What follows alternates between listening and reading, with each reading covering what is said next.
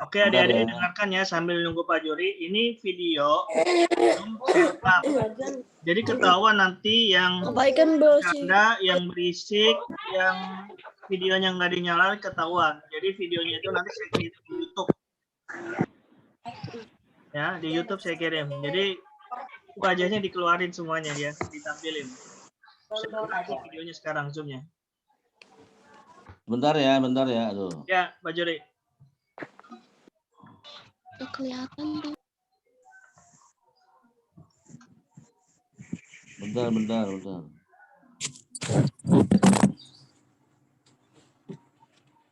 Oh, nggak bisa.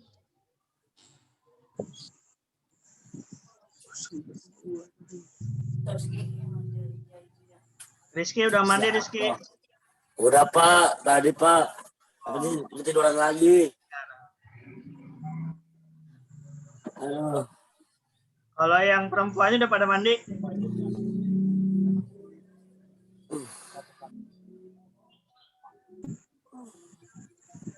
Udah tampil? Udah belum? Udah, tapi tampilannya lagi mau buka Zoom itu. Wah. Matiin dulu ya. Ya. Langsung aja ke PowerPoint-nya bisa.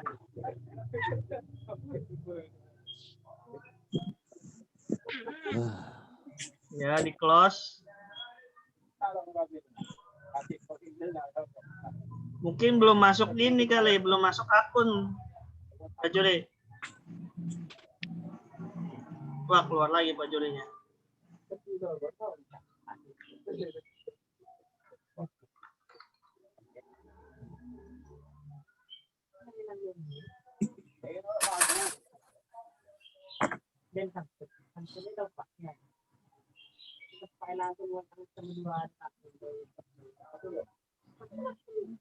Dion.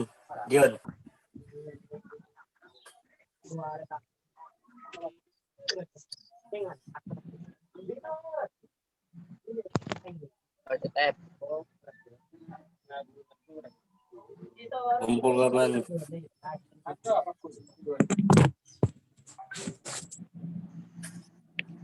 Pak, mau Gigi? Apa? Halo. Udah nggak? Hah? Coba lihat kameranya. Ini begini nih. Tuh. Ke bawah. Ke bawah. Kiri.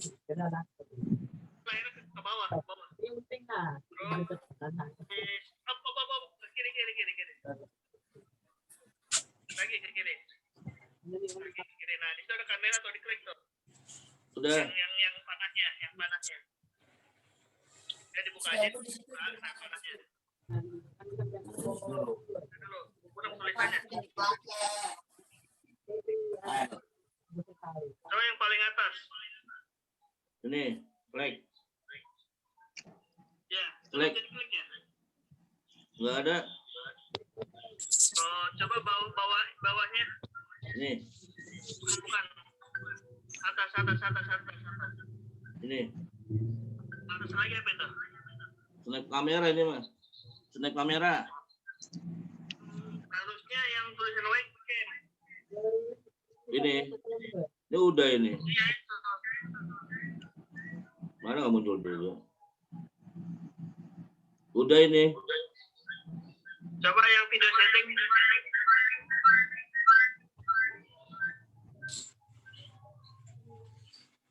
Itunya. Bawa ke bawah coba dikit. Sama mas saya. Coba yang ininya klik kamera apa namanya?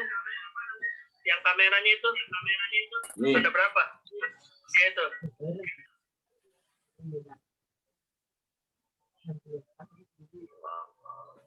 Coba itu klik apa itu?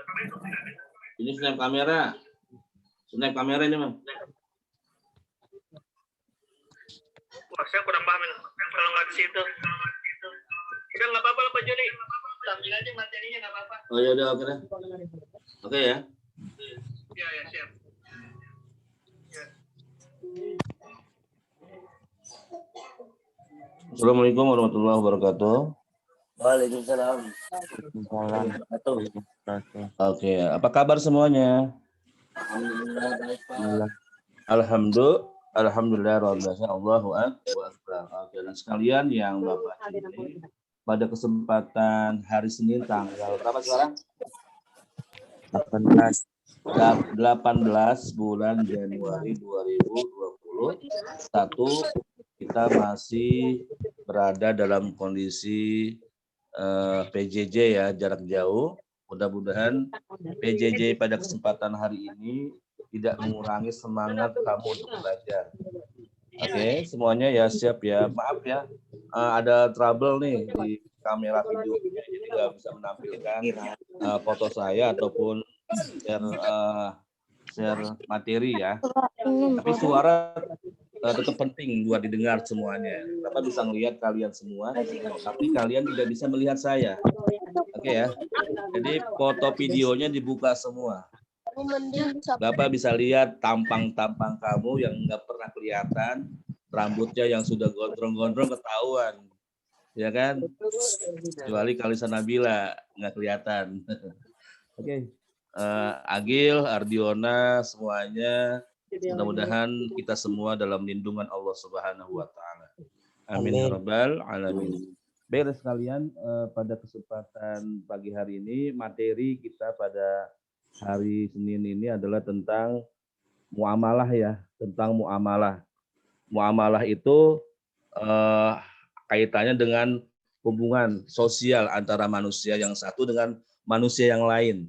Jadi ada interaktif gitu. Namanya manusia itu kan termasuk kategori makhluk sosial, ya kan? Makhluk sosial. Jadi tidak ada satupun manusia yang tidak butuh dengan orang lain. Jadi maka disebut makhluk sosial. Manusia yang satu saling membutuhkan dengan manusia yang lain. Nah, apa kaitannya dengan muamalah? Nah, muamalah itu kan ada dua macam ya. Muamalah mal khaliq dengan muamalah mal makhluk. Nah, kita itu semuanya harus sama. Maksudnya dalam kegiatan muamalah itu harus kita laksanakan. Hubungan kita kepada Allah itu penting sekali, dan hubungan kita kepada manusia juga penting juga, ya. Maka itu kita sebagai orang-orang beragama atau orang-orang muslim, orang-orang yang beriman, tentunya muamalah ini harus dijaga betul-betul. Kalian dengan teman yang lain juga harus selalu menjaga muamalahnya. Interaksi dengan orang lain, teman-teman yang lain juga harus dijaga supaya hubungan dengan yang lain baik gitu ya. Baik, salah satu materi muamalah yang minggu yang lalu ya. Minggu yang lalu tentang pinjam meminjam ya. Betul apa betul? Mama Hesa.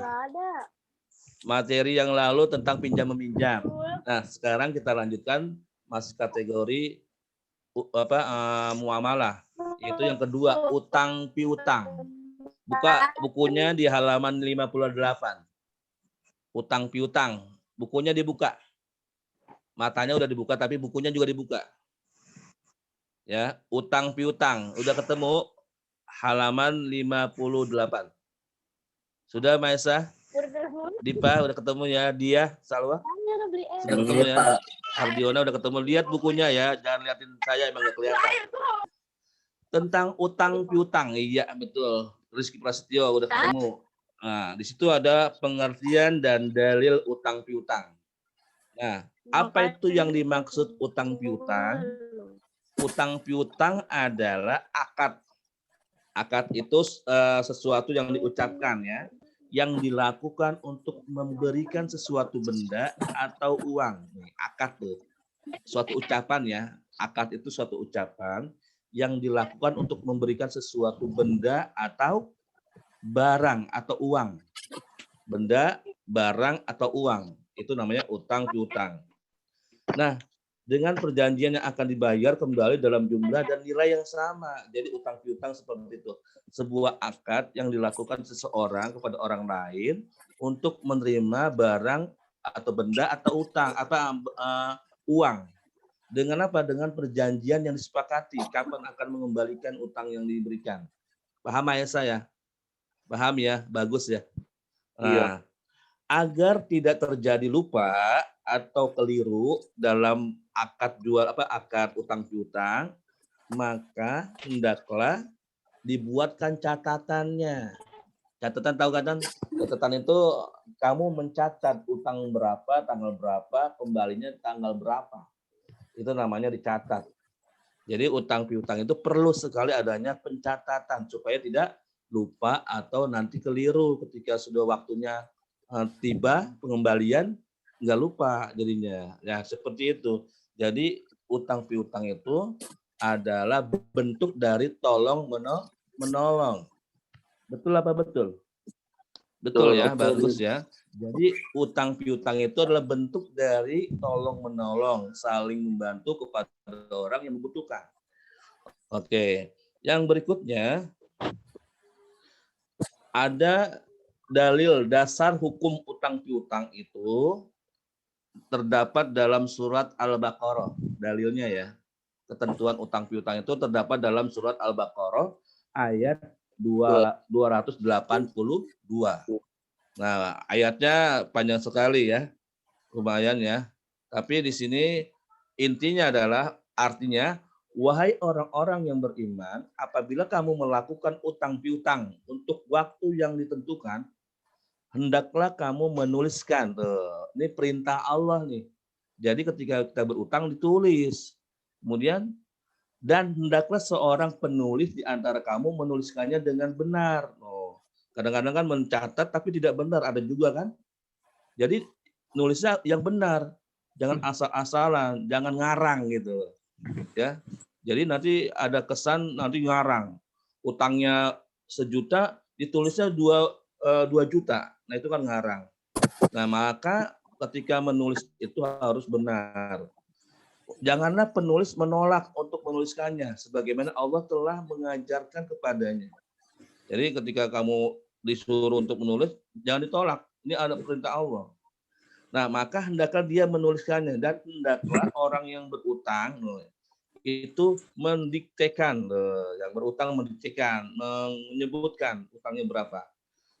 Kemudian dan hendaklah orang yang berutang itu hendaklah dia bertakwa kepada Allah dan janganlah dia mengurangi sedikit pun daripadanya.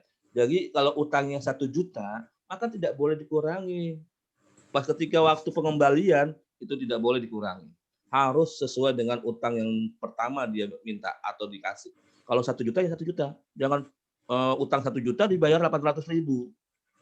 Kan kecewa kayak gitu. Jadi nggak boleh dikurangi. Nah ini terdapat tentang utang piutang dalam surat Al-Baqarah ayat 282. Ya, jadi tidak boleh sembarangan berutang. Maka harus sesuai dengan firman Allah surat Al-Baqarah tadi. Kemudian anak sekalian, jika yang berutang itu orang yang kurang akalnya atau lemah keadaannya atau tidak mampu mendiktekan sendiri, maka hendaklah walinya mendiktekannya dengan benar. Ada walinya, ada yang menggantikan posisi dia. Kalau memang dia nggak kuat ataupun dia lemah gitu ya. Nah itu dasar hukum tentang utang piutang. Kemudian, nah sekarang masuk ke kategori hukumnya. Apa itu hukum utang piutang? Mahesa. Mahesa ditutup lagi. Dian Badriah mana? Kayaknya ditutup videonya tidur kali ya. Rizky Prasio nanti kalau nggak ada fotonya Bapak dialpain nih. Tasya Hanifah. Ya, buka dong. Bapak mau lihat tampang kamu. Tasya Hanifah. Wajah. Tasya Hanifah, apa hukum utang piutang? Tasya, apa hukumnya utang piutang? Mubah. Mubah itu artinya boleh. Orang yang memberikan utang hukumnya sunnah sebab ia termasuk orang yang menolong. Ya. Kemudian apabila dalam kondisi mendesak, darurat, maka utang itu akan menjadi wajib. Ya. Hukum orang yang berutang menjadi wajib dan hukum yang mengutangi juga menjadi wajib. Dua-duanya wajib. Misalkan Dimas ya, Dimas kepepet banget karena dia butuh banget dalam pengobatan sakitnya. Sakitnya sudah parah, kemudian wah, orang tuanya dia tidak punya uang. Nah, kemudian si Ardiona ada kelebihan harta rezekinya. Ya, kemudian si Dimas mencari utangan kepada si Ardiona. Nah, Dimas dan Ardiona sama-sama wajib. Ya, kalau Ardiona dia punya rezeki kemudian tidak memberikan utang kepada Dimas, maka Ardiona akan menjadi berdosa. Karena apa? Karena kondisi seperti itu berutang menjadi wajib. Ya, Dimas juga wajib juga melakukan suatu upaya supaya penyakitnya juga sembuh. Jangan biarin dah biar sampai mati. Jangan begitu. Itu namanya putus asa. Jadi ada solusi, ada jalan keluar supaya bisa mengobati sakitnya, biarpun tidak punya uang. Jadi dengan cara berutang itu asalnya mubah atau boleh, tapi ketika darurat itu menjadi wajib. Paham ya? Berikutnya adalah manfaatnya. Manfaat utang piutang. Nah, pertama, utang piutang itu sangat besar manfaatnya. Itu karena dengan utang piutang dapat kebutuhan hidup seseorang. Itu ya. Kemudian bagi orang yang mampu sebaiknya memberikan utang kepada orang yang memerlukan sehingga tercipta sikap gotong royong. Tadi saling tolong menolong. Nah, jadi manfaatnya adalah apa? Dapat memenuhi kebutuhan hidup seseorang. Itu ya manfaatnya ya. Kemudian kewajiban orang yang berutang. Kewajiban orang yang berutang apa? Kewajibannya adalah mengembalikan utangnya sesuai dengan jumlah dan nilai yang diutangi serta waktu yang telah dijanjikan. Misalkan si Rizky Prastio berutang kepada Mahesa. Nah, dengan akad di awal berutang, maka pada saat itu dia ijab kabul antara si Rizky Prastio dengan Mahesa. Kemudian dengan jumlah yang disepakati, kemudian juga waktu pengembalian utangnya kepada Mahesa Rizky Prastio. Jadi harus jelas. Jadi nggak asal minjem, kemudian nggak tahu kapan akan dikembalikan. Paham ya? Oke, itu kewajiban orang yang berutang. Berarti ketika kita berutang kepada siapapun, itu ada waktu tempo yang disepakati oleh kedua belah pihak supaya tidak ada selisih paham. Oke, anak sekalian, sebelum Bapak lanjutkan, ada yang mau tanya silakan. Pas. Pas.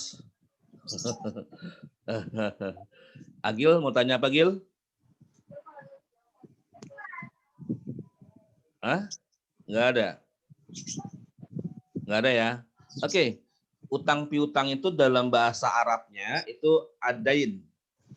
Kemudian kalau pinjam meminjam dalam kamus bahasa Arabnya ada apa? Al-ariyah. Al-ariyah. Kalau utang piutang adain. Oke, lanjut. Kalau tidak ada yang mau bertanya, silakan kita lanjut ke bagian materi.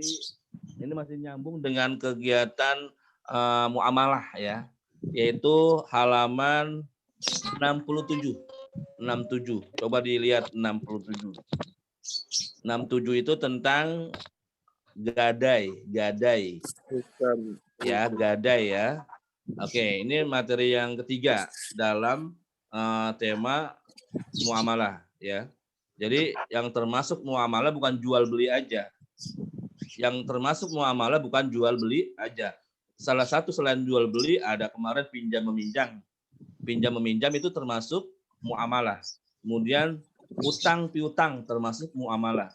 Nah, yang ketiga adalah gadai. Nah, gadai termasuk kategori muamalah. Oke, apa itu yang dimaksud dengan gadai? Menurut syara atau syariat Islam, penyerahan suatu benda yang berharga. Penyerahan suatu benda yang berharga dari seseorang kepada orang lain untuk mendapatkan uang. Itu gadai namanya. Nah, sekarang tempat gadai banyak sekali ya. Di Teluk Gong itu ada tuh gadai, pegadaian. Dimanapun banyak tempat pegadaian. Itu maksudnya ketika kita dalam kondisi darurat, kemudian kita punya barang yang berharga, nah kita butuh uang, maka boleh menggadaikan barang yang kita miliki. Ya, di mana? Di pegadaian. Ada juga yang ingin menggadaikan bukan di lembaga pegadaian, di orang lain atau teman. Boleh. Ya kan? Misalkan si Mahesa punya jam tangan yang harga 1 M. Contoh. Nah, kemudian dia butuh uang. Jamnya 1 M. Nah, si Rizky Prasetyo orang kaya. Contoh. Insya, amin ya robbal. Didoain dong, bukan amin. Rizky Prasetyo orang kaya. Nah, ketika itu Mahesa menggadaikan jam 1 M itu kepada Rizky Prasetyo. Nggak apa-apa. Tapi dengan sepakati waktu pengambilannya, waktunya kapan, ya. Nah, kan ada waktunya. Nah, sama dengan di pegadaian, misalkan kalau tidak ketemu siapapun orang yang untuk menggadaikan barang kita ke tempat pegadaian. Kalau tempat pegadaian sudah siap. Nah, kamu bawa barang yang berharga itu, kemudian nanti ditukar dengan uang. Nah, dengan perjanjian di situ nanti kalian menulis surat perjanjian dengan pihak pegadaian. Nah, tanggal berapa, kemudian kamu melakukan transaksi pegadaian, kemudian kapan bisa kamu membalikan barang pegadaian itu? Barang kamu itu bisa ditebusnya kapan? Itu ada perjanjian. Ya, ada temponya, ada waktunya. Jadi nggak asal menggadai, kemudian kamu nggak mau ngambil lagi. Nah, kan sayang banget. Maka pegadaian itu adalah hal termasuk muamalah dengan hubungan manusia dengan manusia yang lain. Kemudian hukumnya apa? Itu. Hukumnya apa? Ayo, Melpi. Mubah, pinter. Hukum pegadaian itu adalah mubah, boleh dilakukan oleh seseorang. Ya. Nah, ini dalilnya tentang pegadaian adalah surat Al-Baqarah ayat 283. Kalau yang tadi tentang utang piutang, Al-Baqarah ayat berapa? 282. Nah, nyambung tuh. Pegadaian dengan utang piutang.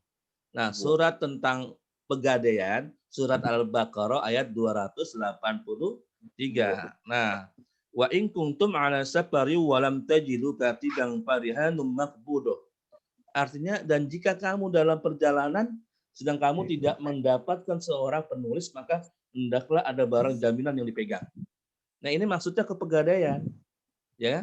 Nah, nanti di pegadaian itu dicatat kapan kamu melakukan pegadaiannya, kemudian kapan juga akan mengambil barang yang kamu gadai itu. Gitu. Kalisa Nabila ya, Kalisa. Jadi harus ditentukan, tidak bisa seenak dewe, tidak bisa tanpa ada surat perjanjian. Nah, nanti kamu ketika kamu misalkan Ardiona menggadaikan motornya karena butuh uang, ya kan? Maka digadaikan bawa motornya ke tempat pegadaian. Nah, tahun berapa nih motornya nih? Wah, tahunnya tahun 2018. Nah, berarti nanti pihak pegadaian akan melihat tahun berapa motor yang digadaikan.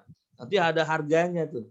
Kalau misalkan si Ardiona butuh uang 10 juta atau 5 juta, misalnya 5 juta aja.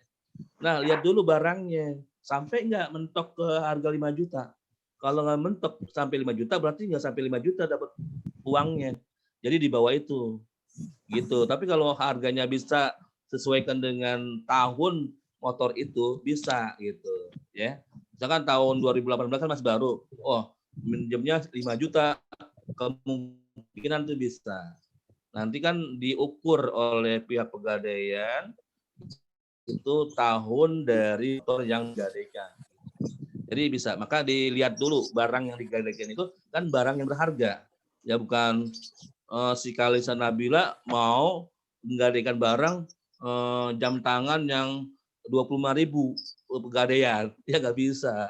Itu kurang berharga, masih kecil itu. Mau minjemnya duit 500.000. Nggak bisa, jauh. Jadi barang yang digadaikan itu adalah barang yang berharga. Nah, ada 2 cara untuk melakukan pegadaian. Ayo dia, yaitu gadai dengan cara perorangan. Nah, tuh kayak seperti Bapak contohkan tuh. Ada Pak Ali ya. Ya, ada gadai dengan cara modern. Nah, jadi ada dua cara pegadaian ya. Pak Juri. Iya Pak Ali. Halo. Halo. Iya. Pak Ali sehat, Pak Ali. Pak Amru sehat, Pak. Alhamdulillah Luar biasa. Allahu Akbar. Pak Ali naruh ST12 ya. Jadi pegadaian itu ada dua cara ya. Adik-adik semua ya. Pertama, pegadaian dengan model tradisional. Yang kedua, pegadaian dengan cara modern. Kalau cara tradisional itu per orang yang tadi Bapak contohkan. Misalkan Bagas ya, dengan Emilia Saro, Bagas menggadaikan barang ke Emil. Nah, itu per orang, jadi tradisional yang memang banyak dilakukan oleh orang-orang atau masyarakat. Nah, misalkan Pak Ali dia menggadaikan ke Pak Amru, jam tangan Pak Ali 1 koma ya, 1 koma berapa nggak tahu. Kemudian digadaikan sama Pak Amrullah, itu tradisional ya kan, model tradisional boleh karena hukum gadai itu mau mubah ya. Oke, kemudian yang kedua adalah dengan cara pegadaian dengan cara modern, yaitu di lembaga pegadaian yang resmi. Ya kan sekarang tuh banyak lembaga-lembaga pegadaian ya, yang di setiap wilayah pasti ada. Nah, itu namanya pegadaian dengan cara modern. Ya, diukur dulu berapa jumlah barang yang akan digadaikan. Kalau mintanya 10 juta, barang pegadaiannya harganya 5 juta, yang nggak sampai minjem 10 juta gitu. Jadi dilihat barangnya, kualitasnya juga, harganya juga. Anak-anak sekalian yang berbahagia, kemudian bagaimana yang berikutnya adalah pemanfaatan barang yang digadai. Nah, nih, misalkan ya tadi Ardiona, misalkan contoh lain ya, Rifki Firmansyah menggadaikan sepeda lipatnya ya, sepeda lipat ya, yang dimiliki oleh Ardiona kepada Rifki Firmansyah. Ya, Ardiona karena butuh uang maka ke Rifki untuk menggadaikan sepeda lipatnya. Nah, ini bagaimana? Boleh diambil manfaatnya kan, misalkan sepeda lipat nih kan sekarang lagi musimnya ini ya, musimnya apa Pak Ali? Pandemi. CFD ya. Tapi sekarang CFD belum ada karena corona ya.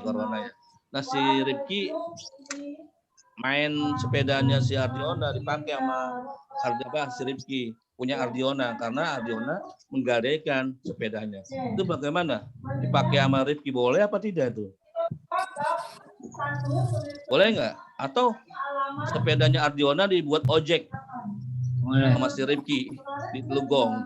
Boleh nggak kira-kira? Hukumnya apa? Emil? Ini pemanfaatan barang yang digadai ya. Bagaimana hukumnya? Boleh nggak Pak Ali? Boleh. Boleh, kata Pak Ali.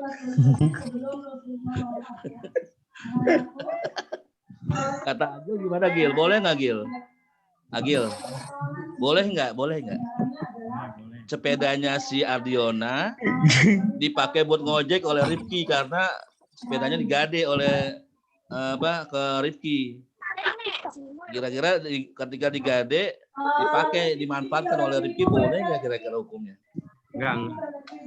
Iya, jawabannya tidak boleh, ya kan? Tidak boleh, kecuali kecuali jika ada kesepakatan. Ardiona, ini saya gadaikan sepeda saya ke kamu ya. Nah, ketika disepakati kalau memang kamu butuh boleh dipakai. Nah, ketika awal kesepakatan boleh dipakai, maka Rifki Firmansyah tidak bermasalah, tidak dosa. Tapi kalau di awal tidak ada kesepakatan, kemudian Rifki Firmansyah menggunakan barang gadaian si Ardiona, maka itu dosa. Ya, maka awalnya harus ada kesepakatan. Paham ya? Jadi barang pemanfaatan gadai itu harus ada kesepakatan boleh atau tidak dimanfaatkan barang gadaian itu. Paham ya? Oke. Sama dengan kamu, misalkan Dias punya TV menggadaikan di Pegadaian, ya di Pegadaian. Nah TV-nya nggak dipakai tuh, ada di tempat Pegadaian, ngejogrok aja di situ, nggak dipakai oleh pihak Pegadaian, diem aja tuh. Sampai si Dias itu mengambil kembali TV-nya itu ketika sudah waktu tempo. Nah itu barang yang digadaikan oleh pihak Pegadaian nggak diapa-apain, ada di situ disimpan di gudang. Nanti ketika waktunya diambil, gitu ya. Ketika waktunya sudah waktunya sampai diambil. Oke. Pak Rosikin masih ada waktu atau tinggal berapa menit lagi? Sudah? Oh sudah ya Allah. Oke. Ya itu aja ya materi kita pada kesempatan hari ini. Tadi pertama utang piutang, kedua adalah barang gade atau pegadaian. Bapak hari ini tidak memberikan tugas, tapi absen kehadiran Zoom meeting kalian, itulah nilai buat nilai fikih pada kesempatan hari ini. Terima kasih atas segala perhatiannya. Mohon maaf atas segala kekurangannya. Billahi taufik wal hidayah. Assalamualaikum warahmatullahi wabarakatuh. Waalaikumsalam warahmatullahi wabarakatuh. Silakan Pak Ali. Oke, terima kasih. Oke, Bapak dengan buka dengan bacaan Bismillahirrahmanirrahim. Bapak, Assalamualaikum warahmatullahi wabarakatuh. Waalaikumsalam warahmatullahi wabarakatuh.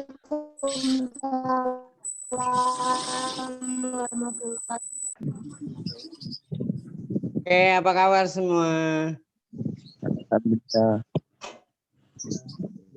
Apa kabar semua? Alhamdulillah, luar biasa. Ini kelas 9A ada berapa orang? Salwa, Kalisa. Bagus. Saya Pak. Banyak ya? Hampir semua ya? Oke, kita akan bahas dari pertemuan pertama sampai pertemuan sekarang yang terakhir. Oke, pertemuan yang pertama judulnya apa? Bapak tanya judulnya dulu. Ketika pertama kita bertemu, pembelajaran judulnya apa?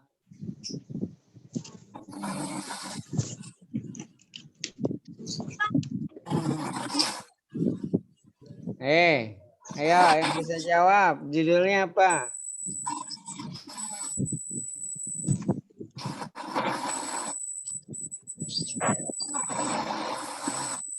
Halo, judulnya apa? Kalisa, judul pertemuannya apa? Pertama kali kita bertemu di Samaan kuadrat. Samaan kuadrat. Semester 2 kemarin. Salah, Dimas salah. Ayo. Agil, Ayudhya, Emilia Saro, Habibi, ayo. Bapak hitung sampai 5 nih, nggak ada yang bisa jawab, berarti nggak bisa, berarti tidak ada bonus buat kalian.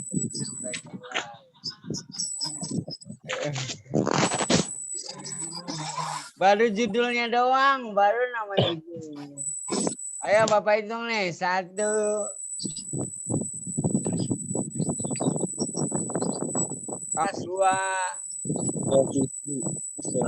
Suatu titik terhadap titik lain. Apa? Positif relatif suatu titik terhadap titik lain. Alah, 3.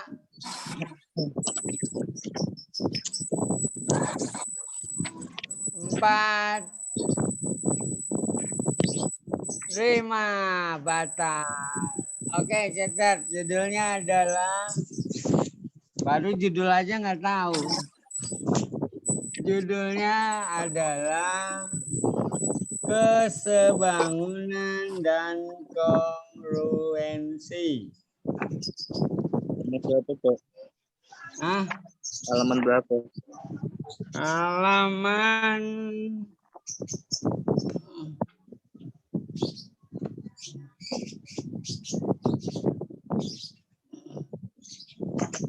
halaman 161. Berapa? 161.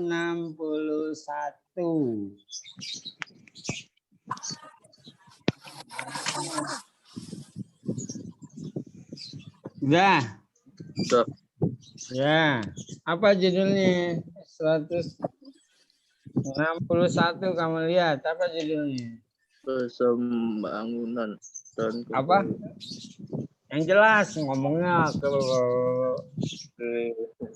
ayo bagus.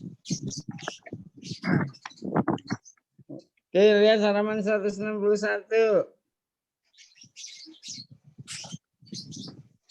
Nabil Kalisa, Nabila, ayo.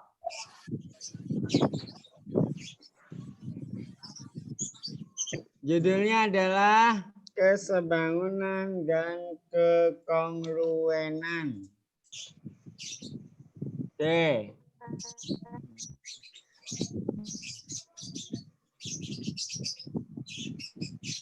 Udah belum? Udah. Udah. Yang pertama kita bahas sebuah bangun yang kongruen. Kongruen artinya apa?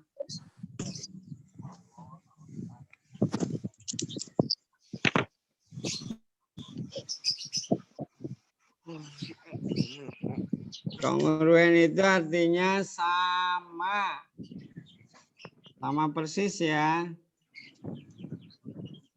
Sama persis kalau kongruen. Oke.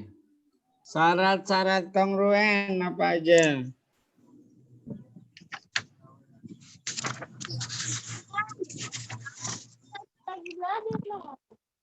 Syarat kongruen. Sebuah bangun dikatakan kongruen jika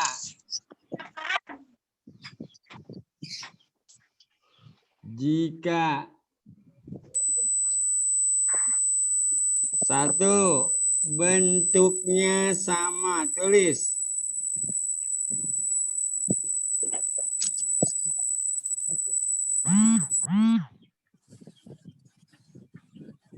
Oke, sebuah bangun dikatakan kongruen jika satu, bentuknya sama.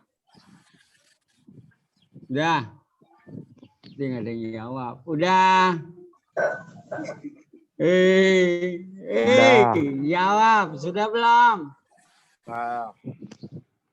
Sebuah bangun datar dikatakan kongruen jika satu, bentuknya sama. Udah belum?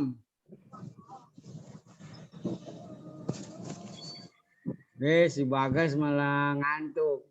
Bagas, ngantuk nguap lagi.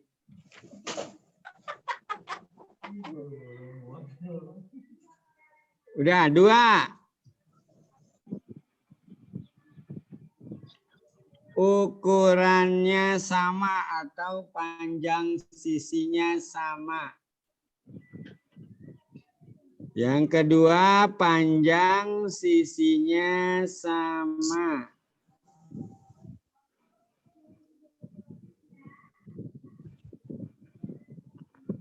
Udah. Panjang sisinya sama. Yang ketiga. Semua. Yang ketiga apa Dimas? Semua sudut yang bersesuaian dengan sisi dengan sisi yang sama panjang. Ya, besar sudutnya sama. Besar sudut yang bersesuaian sama besar. Oke. Yang singkat aja, besar sudutnya sama. Besar sudutnya sama besar. Besar sudutnya sama aja.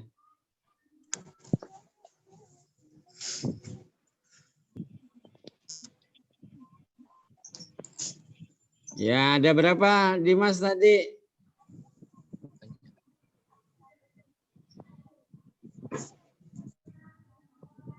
Ada 3 ya Dimas. Syarat bangun datar, kongruen atau sama persis. Syaratnya itu bentuknya 2, panjang sisinya sama panjang, ketiga besar sudutnya sama. Jadi semua sama.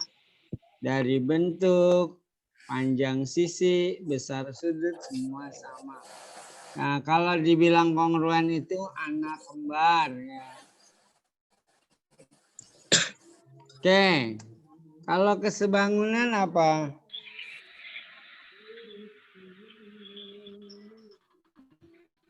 Sebuah bangun, 2 buah bangun datar dikatakan sebangun jika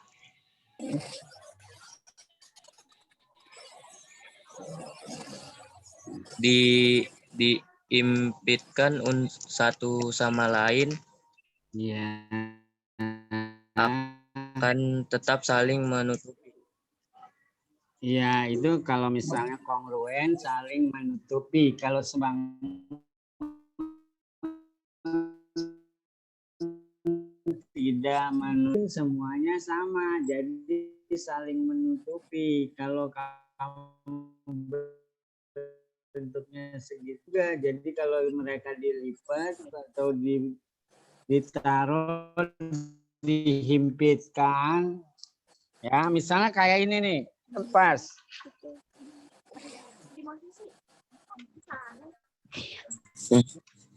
Mana sih kertas?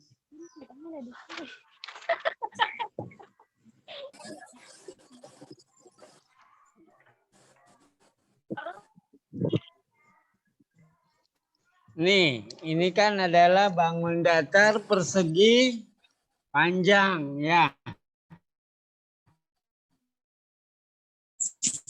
Kelihatan nggak? Mana? Nah, kalau dikatakan sebangun, ini ada 2. Ini ada 2 ya bangun datarnya ya. Jika dihimpitkan, tuh mereka kelihatannya satu. Karena semuanya adalah sama. Paham? Nah, kalau sebangun kayak gini nih.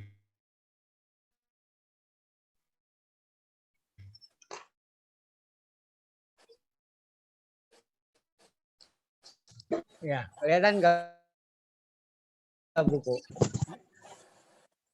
Halo? Kelihatan nggak buku? Nah, kalau ini sama ini nih. Nah, kamu ngelihat nggak? Ada berapa buku ini? Ada berapa buku? Nih. Nih yang Bapak pegang ada berapa buku? Nggak kelihatan ya? 2. 2. Yang satu. Nih yang satu ini nih. Tuh.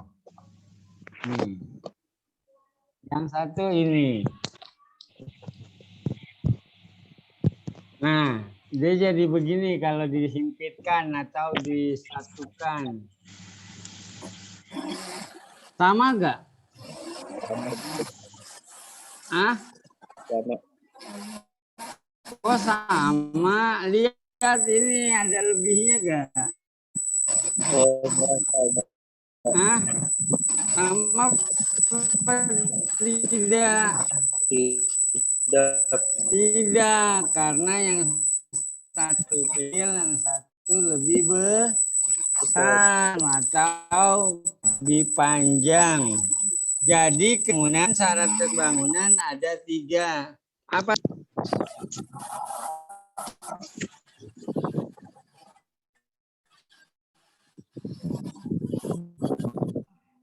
Pali suaranya sama. Sama kan? Tadi suaranya hilang Pali.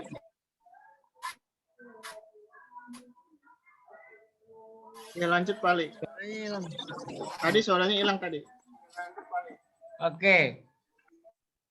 Oke.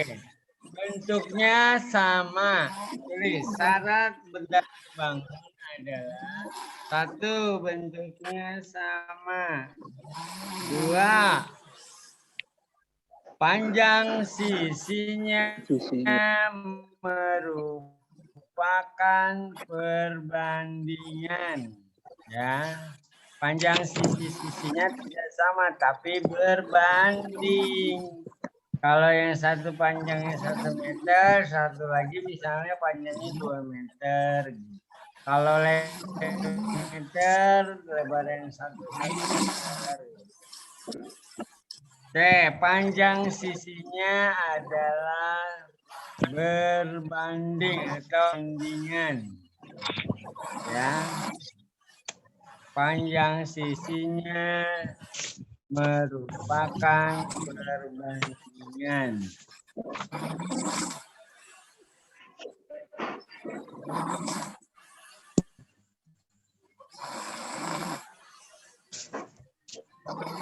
Apa yang ketiga? Yang ketiga, besar sudutnya sama besar. Berarti besar sudutnya sama besar.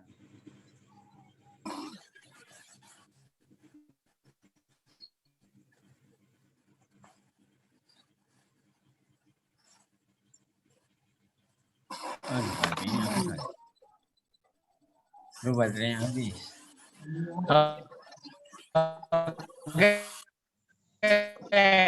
Panjang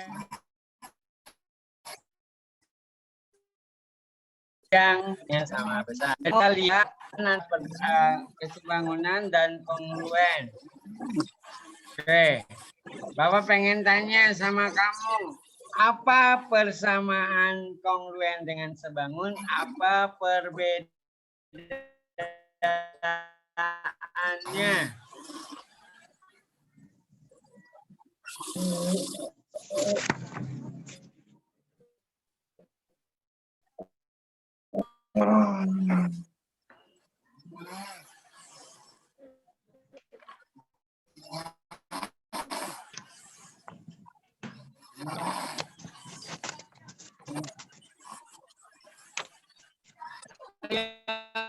Yang bisa jawab? Nabila bisa jawab kesamaan perbandingan dan kongruen, apa perbedaannya? Ayo yang mau jawab. Ayo yang pertama nilai 90 Bapak hitung dari sekarang. Samaannya mendasarkan membedakan kongruen dan sebangun adalah kongruen. Kalau kongruen sisinya yang bersesuaian harus sama panjang. Sedangkan kalau sebangun perbandingan sisi yang bersesuaian harus sama besar. Itu bukan kurang sempurna.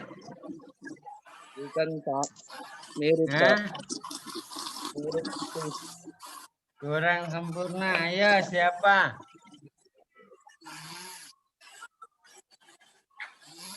Nih, kesamaannya sama-sama memiliki bentuk yang serupa. Nah, 1 bentuknya sama. Sebangun sama kongruen bentuknya sama. 1. Apalagi? Persamaannya dulu. Apa? Baru 1.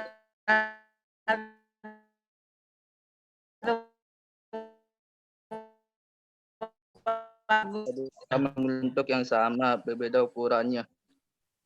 Terus 1 baru bentuknya doang. Perbedaan ukurannya. Ayo.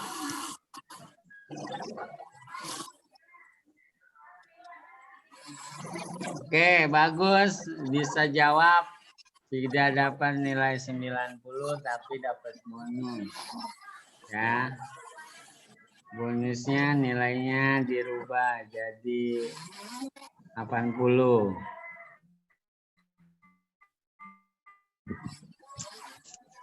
Bentar. Ayo.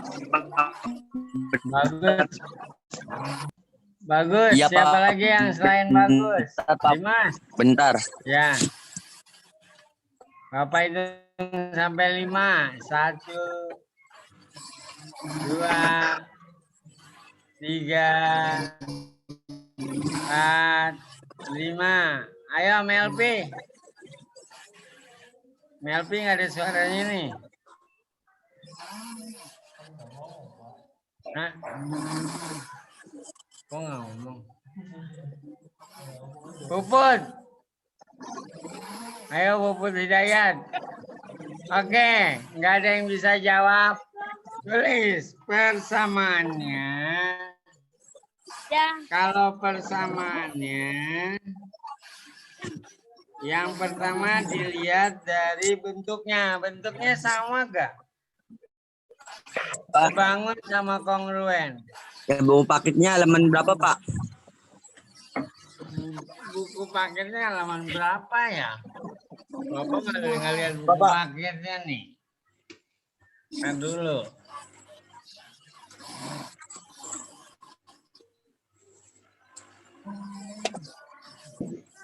Tadi halaman berapa, Gus? 101 ya? 167. 167, Pak. Halaman yang tadi awal. Berapa, Gus? 167. Oh ini ya.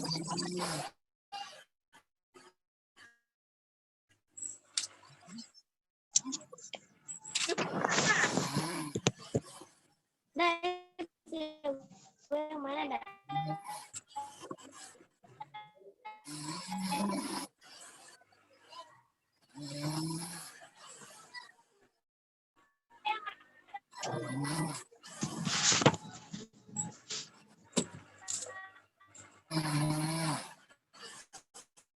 Udah, Gus.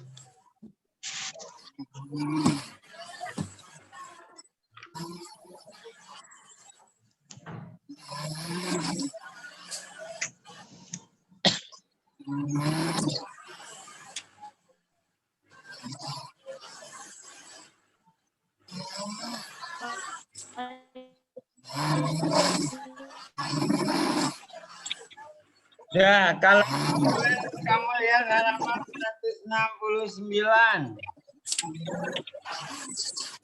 Udah dilihat? Dapat. Ya.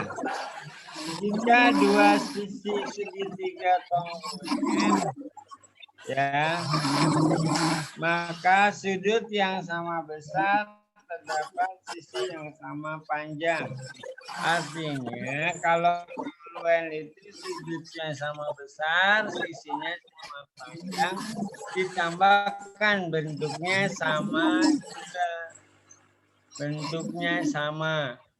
Jadi di situ jika dua bangun segi kongruen, sudutnya sama besar dan sisinya sama panjang. Ditambah bentuknya juga sama.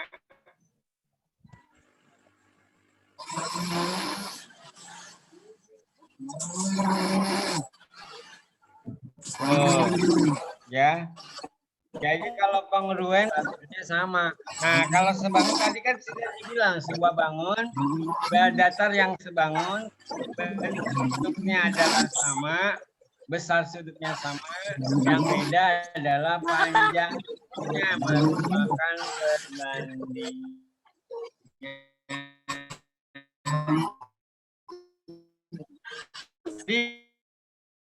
Kalau dibilang sama, apa kongruen dengan sebangunan adalah satu bentuknya sama, dua besar sudutnya juga sama.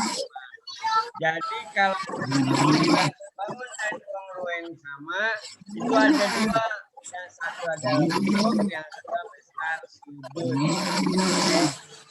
Tulis.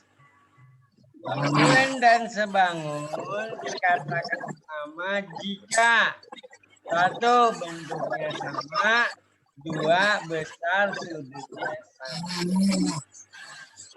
Oke, kalau perbedaannya kongruen, perbedaannya apa?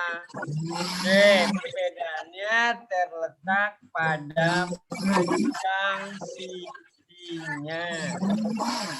Ya, perbedaannya adalah terletak pada panjang.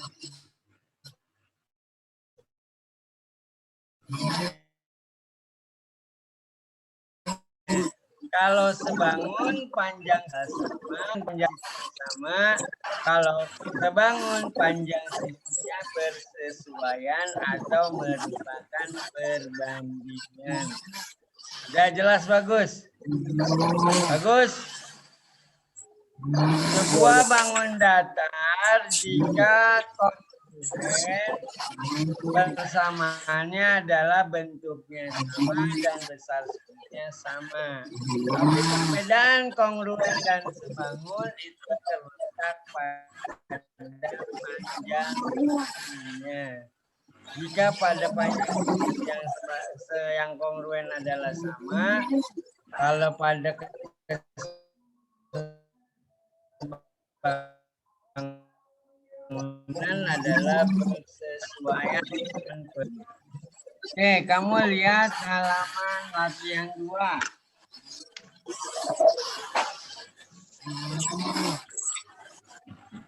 Latihan 1 dulu deh, latihan 1.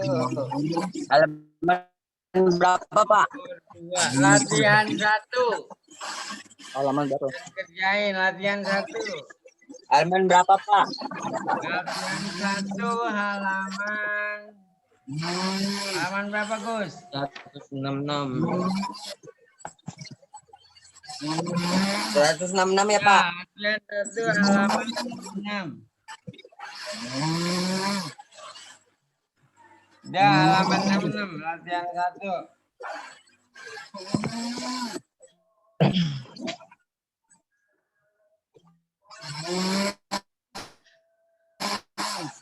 Kali. Maka di antara nomor 1 ya, lihat ya. Manakah di antara hewan berikut yang memiliki sifat simetris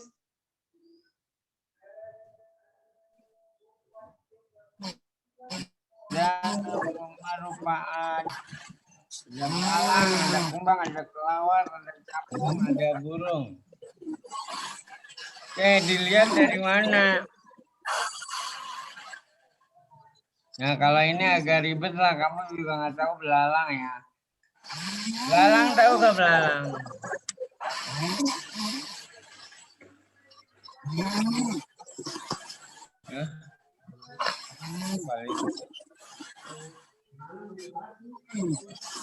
Lalat tahu nggak lalat?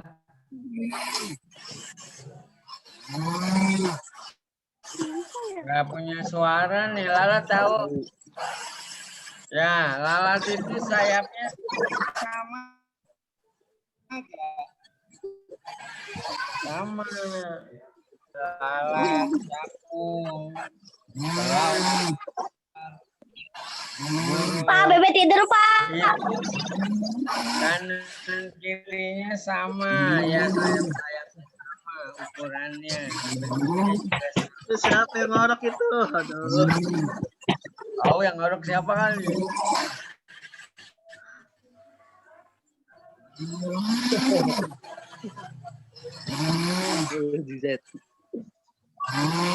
Parah.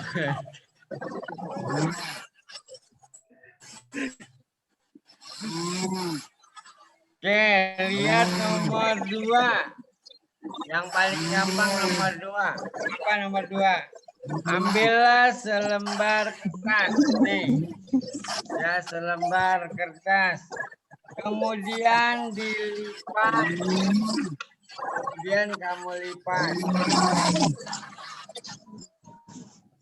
Ya, ambillah selembar kertas, kemudian kamu lipat. Oke, sudah. Astagfirullahaladzim. Nih, ambil kertas, kemudian kamu lipat. Stop.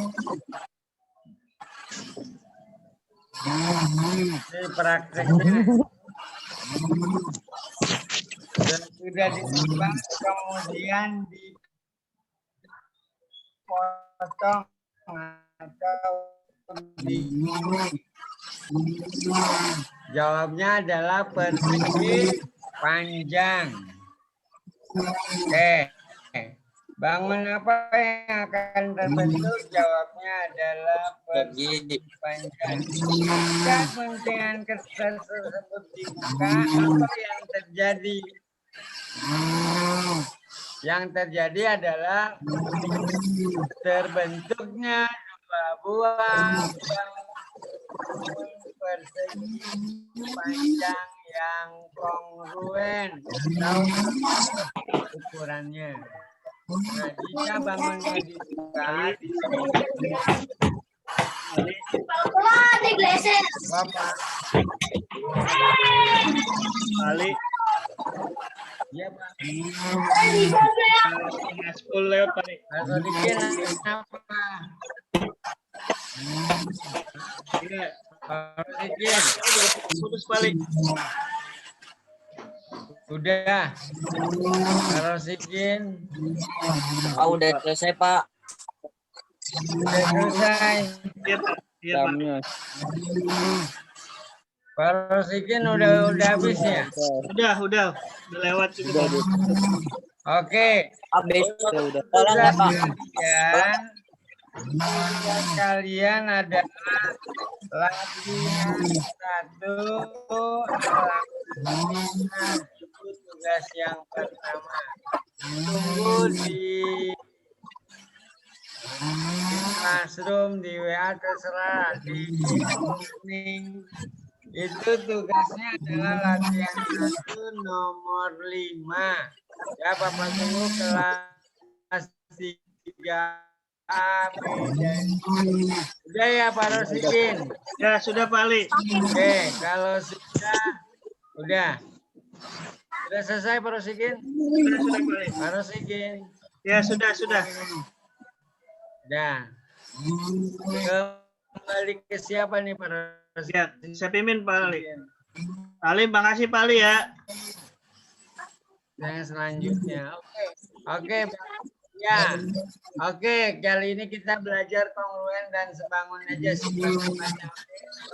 dengan bacaan.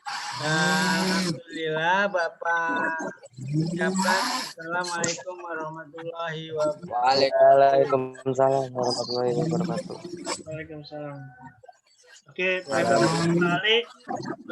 Yang belum absen sudah? Kalau yang belum absen ya.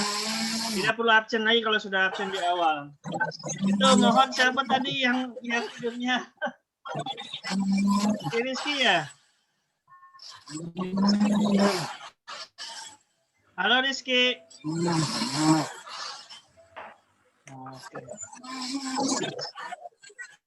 Oke adik-adik, karena pelajaran kita sudah selesai jam 1 jam 2 jam 3. Sekarang adik-adik boleh meninggalkan kelas Zoom ini. Ya. Dan tolong diingatkan buat siapa ini saudara kita ini ya. Suruh minum kopi biar gak ngantuk. Biar gak tidur.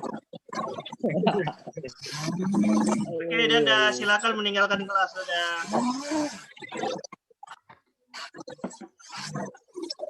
Biarin biar dia sendirian.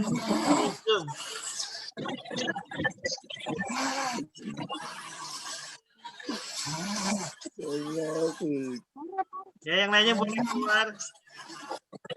Keluar nggak Pak? Boleh keluar. Biar dia sendirian di Zoom.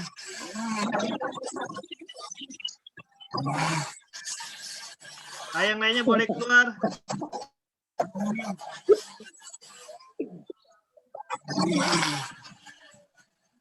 Udah kelar Pak. Udah selesai.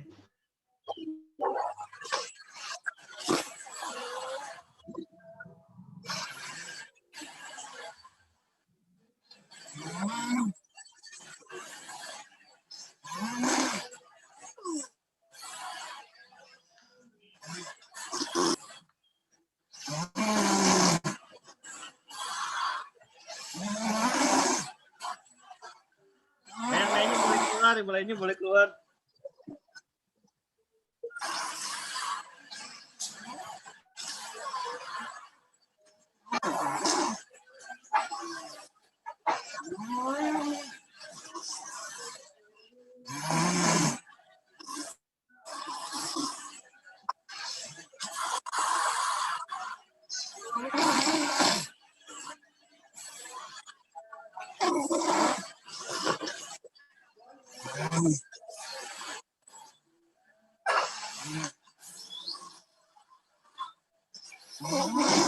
Atika silakan keluar. Arifin.